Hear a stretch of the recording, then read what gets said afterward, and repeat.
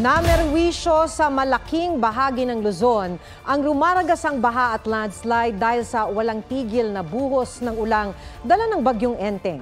Sa Antipolo City, 7 ang napaulat na nasawi, kabilang ang isang buntis. May report si Emil Sumangi. Wala ng buhay ng mahukay ang ginang na ito matapos matabunan ng gumuhong lupa sa barangay San Jose sa Antipolo City. Siyam na buwang buntis ang babae, kasama niyang nahukay ang 2 magkapatid na lalaki. Nagulat na lang po ako, yung pamangkin ko doon din natulog sa bahay na yon. Tumatakbo siya, sabi niya, tita, sabi niya, tulong, bakit? Sabi niya, nawawala na daw yung ate Ella niya. Bakit nga anong nangyari? Sabi niya, wala na, nag-landslide nga daw po. Tila nauka ang bundok kung saan galing ang lupang tumabon sa kanilang bahay. Bukod sa 3 taga-barangay San Jose, may isa pang namatay sa barangay San Luis dahil sa landslide. 3 naman ang nasawi matapos malunod sa pagbaha. Ang bahagi naman ng barangay de la Paz, nagmistulang ilog.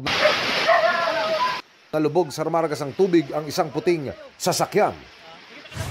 Kulay putik naman ang tubig na umaagos sa Cogyo Village sa barangay Bagong Nayon. Sa barangay Lagundi sa bayan ng Morong Rizal, nagdulot ng hanggang baywang na baha ang magdamag na ulan. Nagtataka rin kami kasi alam namin hindi naman kami binabaha ng ganito. Simula pa.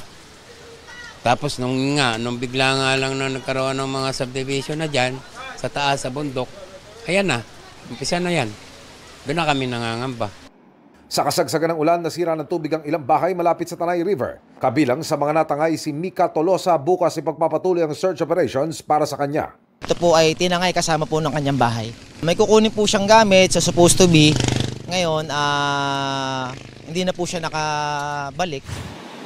Sa lakas naman ng agos ng tubig mula sa katabing ilog, nauka ang ilalim ng kalsadang ito. Sa barangay Silangan sa San Mateo Rizal, isinara na ito sa mga sasakyan. Ayusin agad yan.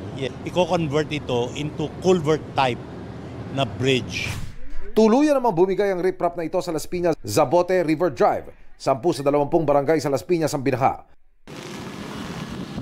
Dama rin ang lakas ng ulan at hangin sa Pasay City. Sa Maynila, pinatumba ng malakas na hangin ng isang puno at poste sa bahagi ng Ross Boulevard.